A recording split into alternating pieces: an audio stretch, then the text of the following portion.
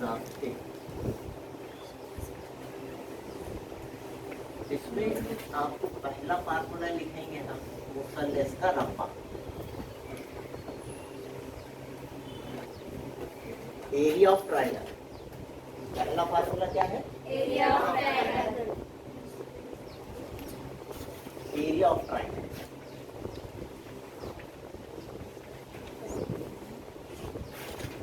Is equal to half into base into height.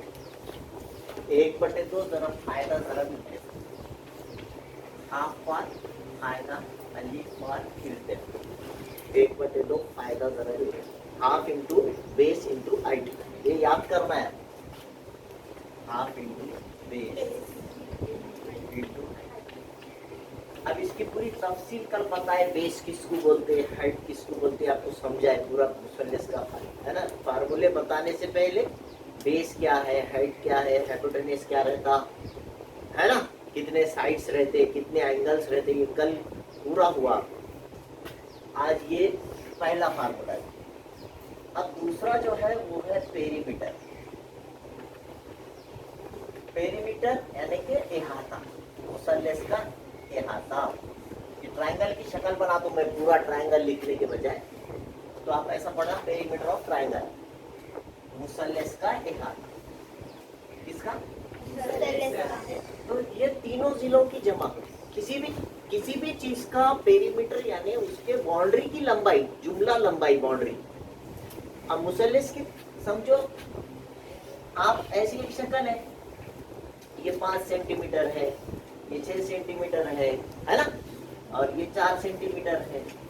तो आप सबकी जमा कर देना, ये लंबाई, ये लंबाई, ये लंबाई, तीनों को मिला लेना, इसको उसके पेरीमीटर बोलेंगे, इहाता बोलेंगे। समझ में आ रही बात?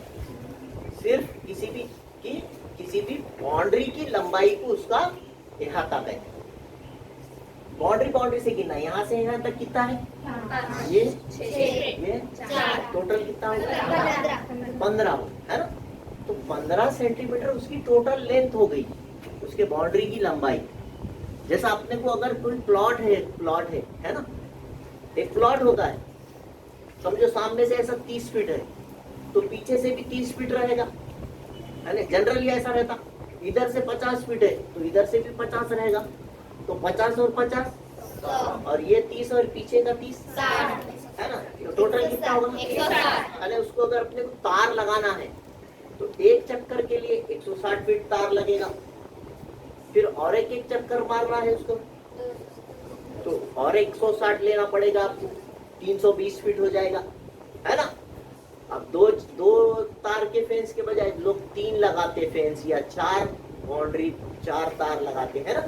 तो उस हिसाब से इहाते का यूज है कि बाउंड्री की लंबाई कितनी है उतना ही लाएंगे ना, बहुत ज्यादा लाने की जरूरत नहीं, कम पड़ गया तो फिर मुश्किल। तो टोटल कैलकुलेशन क्यों, इहाते का इस्तेमाल क्या है? रकबा बोले तो अंदर की जगह, जो भी शक्ल है उसके अंदर कितनी जगह है उसको उसका एरिया बोलते हैं। और इहाता का मतलब है, पेरीमीटर का मतलब है उसके बाउंड्री की लंबाई। समझ रहे बात को?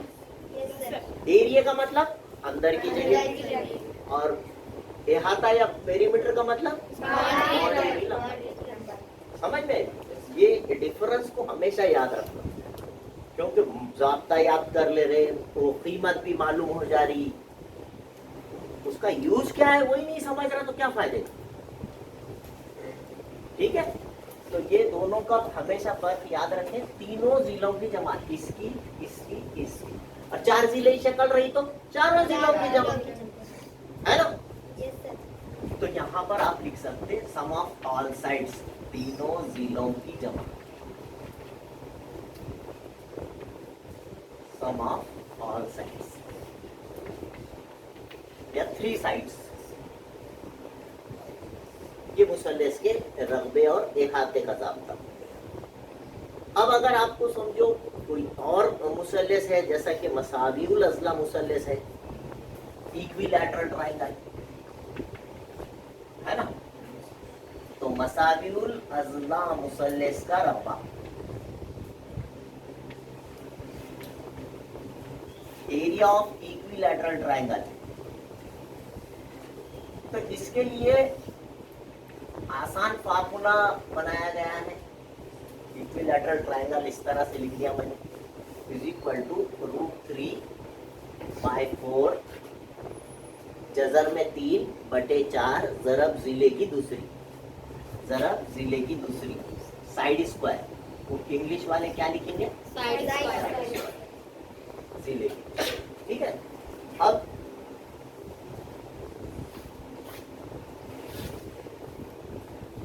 उसके साथ इंग्लिश में भी लिखूंगा, भी साइड स्क्वायर लिख लेते, नहीं आएगा लिख लेते सर। √3/4 into side square. लिख सकते सर होना। फिर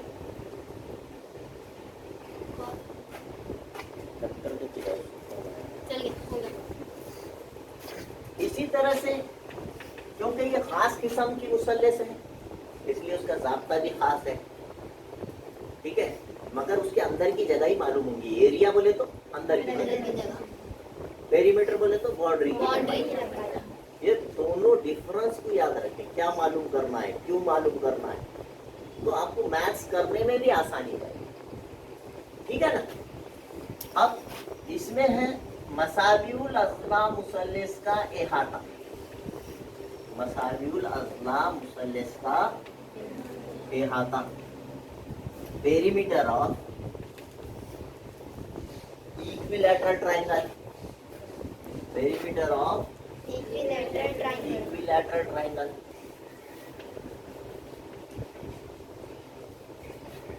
ये भी याद रखें आप, √3/2 इंटू साइड।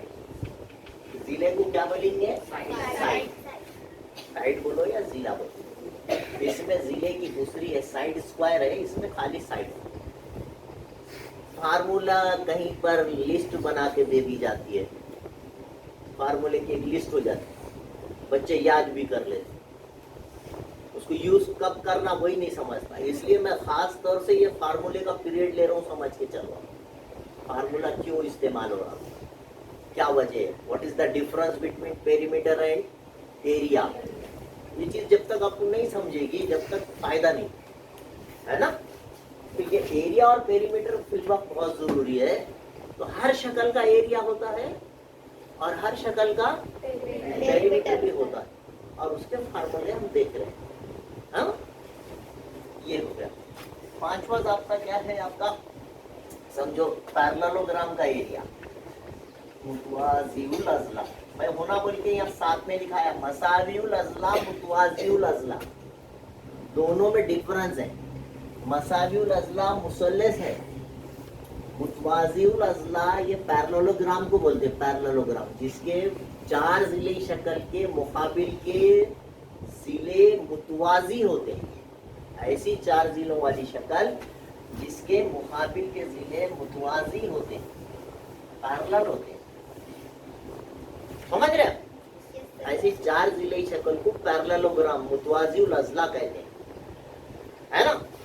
ये याद रखें, मुतवाज़िउल अज़ला का रकबा, ये भी area of parallelogram, area of parallelogram. That is base into height. सिर्फ सिंपल है, यही जाता है, फायदा जरा इर्तिफा, बेस इनटू खाली 1/2, 1/2 नहीं है उसमें, क्योंकि उसमें दो ट्रायंगल्स बनते हैं। अगर यहाँ से आप बीच में से एक लकीर खींच दिए तो ऊपर एक ट्रायंगल बन जाएगी, नीचे, है ना। तो 2 यहाँ पे आ जाएगा, 2 तो 2 कट के खाली फायदा इर्तिफा बचे, समझे। 2 मुसल्लस तो 2 रकबे, मुसल्लस के 2 रकबे। ऐसी नहीं बनता, जाब्ता भी बनता है तो उसके पीछे कुछ रीजन रहता है।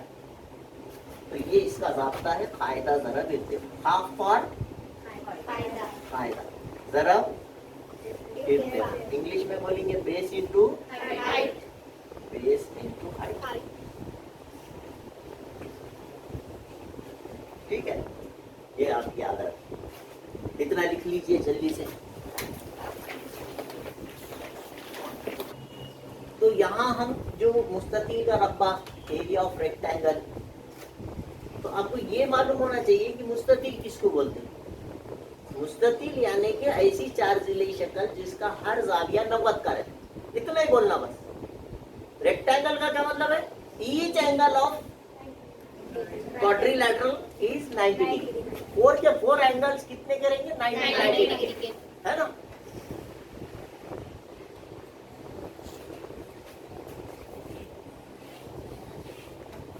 ये भी 90, ये भी 90, ये भी 90, चारों एंगल 90। बाकी के जो हम इससे पहले पढ़े वो छोड़ देने का, अभी फिर वक्त जो मैं बता रहा हूँ वो ओरिजिनल स्टैंडर्ड डेफिनेशंस बता रहा हूँ। तो ऑल एंगल्स 90 डिग्री के रहते हैं, उसके अंदर कितनी जगह है मालूम करने के लिए सिंपल है, बेसिक फार्मूला है, लंबाई ज़रब चौड़ाई, लेंथ इनटू ब्रेड्थ। क्या फार्मूला है उसका? Length into breadth. एलबी मतलब लंबाई ज़रब चौड़ाई। लंबाई कितनी है? जैसा आप किसी ने दिया ये 10 सेंटीमीटर, ये 2 सेंटीमीटर, तो 10 दूनी 20, इसके अंदर 20 स्क्वायर फीट जगह है। अगर फीट में बोले, सेंटीमीटर में बोले तो स्क्वायर सेंटीमीटर होगा, ठीक है? वो बाकी की भी तफसील आपको हम समझा सकते हैं कि अगर आपको समझो एक एक फीट के ऐसे फर्शी आते, याद है क्या? तो वो टाइल्स जो रहती थी 1 फीट चौड़ी 1 फीट, है ना? ऐसी चौबनी 1 फीट पूरी। अभी ऐसी 10 फीट है, ऐसा 2 फीट है समझो जगह कहीं, और उसको पूरी फर्श करना है आपको, है ना? तो आप कितने फर्शियाँ लाएंगे? एक बंडी भर के ला लेंगे क्या? है ना? गिन के लाएंगे अपन, जितने लगते उतने लेंगे। तो कितने लेंगे? 10 दूनी 20 लेंगे, बस 20 लाए तो उतनी जगह हो जाए। दोनों का मल्टी इसमें कितनी पूरी, है ना? आपको ये रूम है, ये रूम में कितनी फर्शी करना है, कितने लगेंगे? आपको आपका बजट भी तो देखना पड़ेगा। मैथ्स ये काम करता है, ओरिजिनल कितना लगता है बस। यहाँ लंबाई गिनो, चौड़ाई गिनो, दोनों का ज़रब करो, लेंथ इनटू ब्रेड्थ, है ना? उतने फर्शियाँ ला लो जाके आप, 1-1 फीट के, उतने स्क्वायर फीट ला लो। स्क्वायर फीट मतलब स्क्वायर, चौकनी शक्ल को मुरब्बा स्क्वायर कहते हैं, है ना? फीट में ला रहे तो 1 फीट चौड़ी 1 फीट लंबी, ऐसे वो उतने स्क्वायर फीट आप ला लिए तो ये पूरी शक्ल बिल्कुल जो भी शक्ल है वो भर जाएगी, पूरी कंप्लीट हो जाएगी, ना एक कम पड़ेगी ना एक ज्यादा, है ना? तो ये काम है मैथमेटिक्स का। अंदर की जगह अहाते के लिए इस तरह से आपको फेंस करना है। मैं थोड़ी देर पहले मिसाल दी आपकी तार की, है ना? तो वो जो है 2 फर्श में लंबाई जमा चौड़ाई, एल बोले तो लंबाई, बी बोले तो ब्रेड्थ, तो इसको लंबाई जमा चौड़ाई उर्दू वाले लिखेंगे 2 इंटू लेंथ प्लस ब्रेड्थ। समझ में आई बात? फार्मूले याद करना है। उसके बाद मुरब्बे का रब्बा, मुरब्बे का रब्बे का रास्ता है साइड स्क्वायर, जिले की दूसरी, बस इतना ही है। क्या फार्मूला है इंग्लिश में? बोलना नहीं है बोला।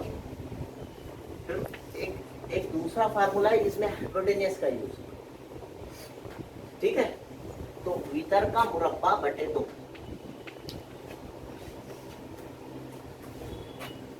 Diagonal square divided by 2। आप ऐसा बोल सकते हैं। इंग्लिश में बोलना है तो क्या बोलेंगे?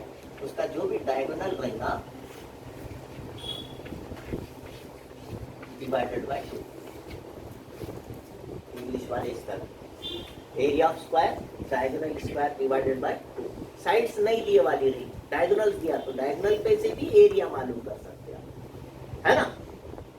और अगर आपको साइड दिए वाली है स्क्वायर की, साइड का स्क्वायर कर देना direct.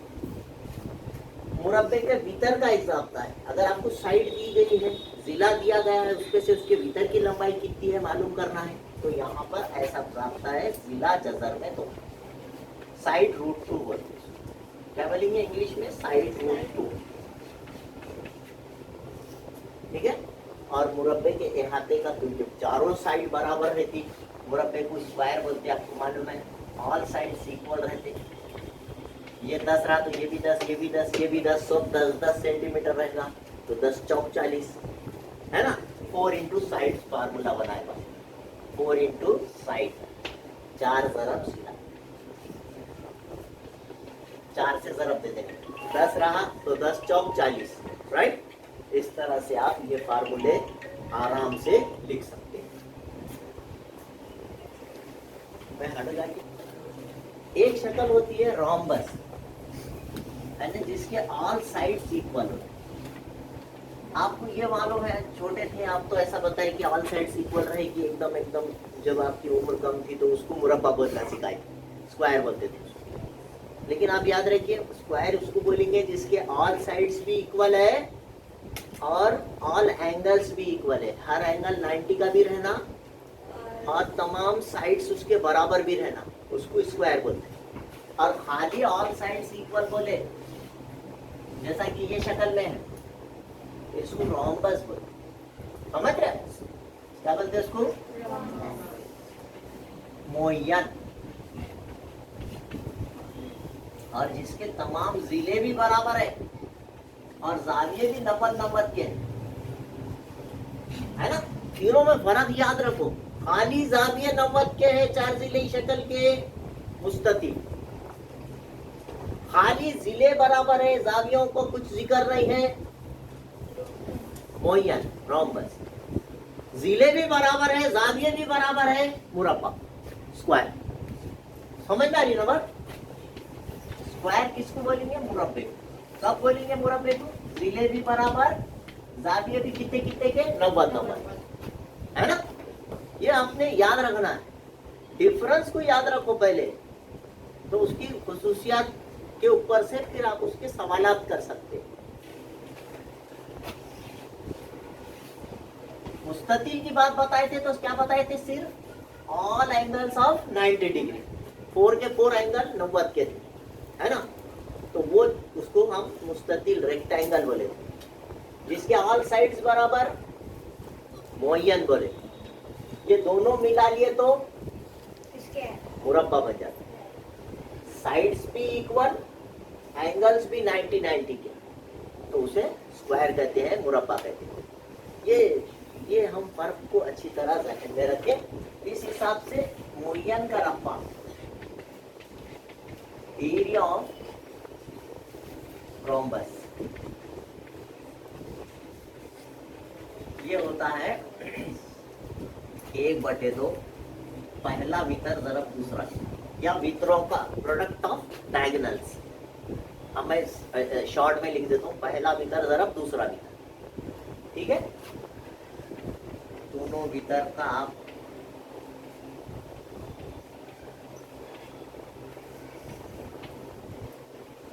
Half into first diagonal into second diagonal, ये रोम्बस के एरिया का सेकेंड है।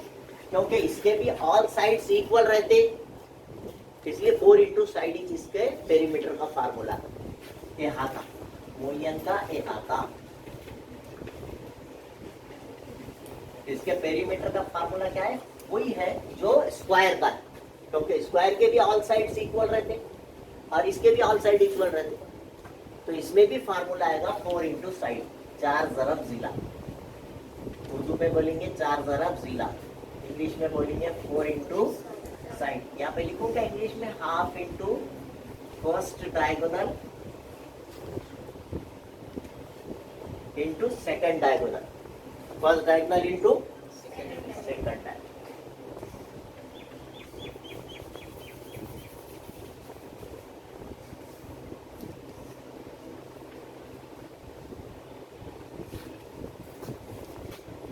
ये याद रखें आप। फिर इसके साथ ही और एक शक्ल आपने देखे होंगे, जिसके अपोजिट साइड की सिर्फ एक पैर पैरेलल रहती है अपोजिट, और दूसरी पैर जो है तिरछी रहती है।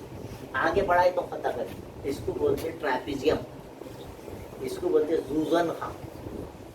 जिसके दोनों साइड्स पैरेलल है, ये भी जोड़ी मुतवाजी, ये भी जोड़ी मुतवाजी, मुतवाजिउल अज़ला कहलाता है, पैरेललोग्राम। ठीक है, लेकिन जिसकी सिर्फ एक जोड़ी मुतवाजी है, ये सब 4 जिले शक्ल के बारे में चल रहा। 9th में है पूरा, 8th का ब्रिज कोर्स भी बोल सकते इसको। तो ये जो है दोनों साइड, ये भी जोड़ी कितनी भी आगे बढ़ाओ पता करती क्या, इसको भी आगे बढ़ाओ पता करेंगी क्या, तो ये पैरेललोग्राम कहलाएगा। मुतवाजी उल-अज़ला, जिसका एक ज़ाब्ता लिखे upon base into height area. और ये जो ट्रैपेजियम है इसको ज़ुज़नख़ा बोलते हैं।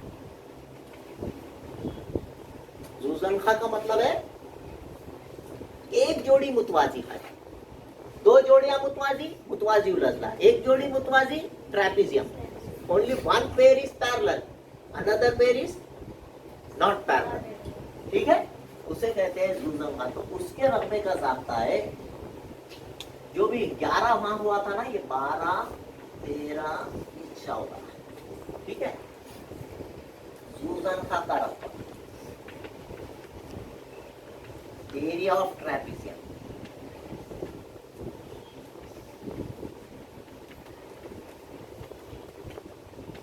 एरिया ऑफ ट्रैपेजियम है half into sum of parallel sides,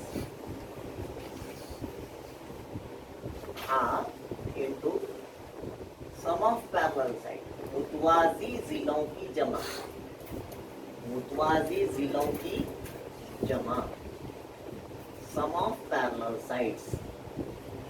मैं पैरेलल शॉर्ट पे लिख देता हूँ, पैरेलल साइड्स। ऐसे दो खड़े लकीर मारने का मतलब है पैरेलल लाइंस। ठीक है, sum of parallel sides into height, बुलंदी, हाइट ऊंचाई,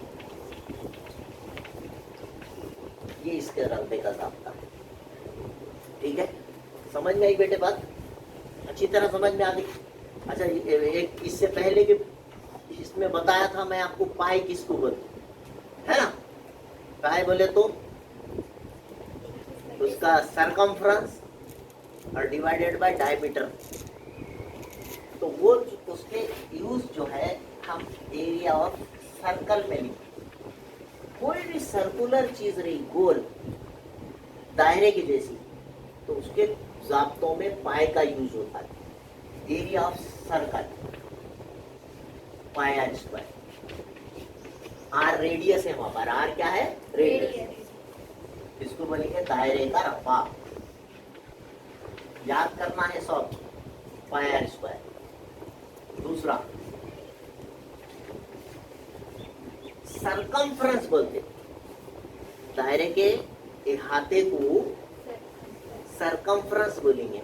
दायरे की जो लंबाई नापते, अब प्लॉट रहा तो चौकन ही रहता, इधर की लंबाई, इधर की, सामने की, पीछे की, सबको जमा करे तो उसका पेरीमीटर आता।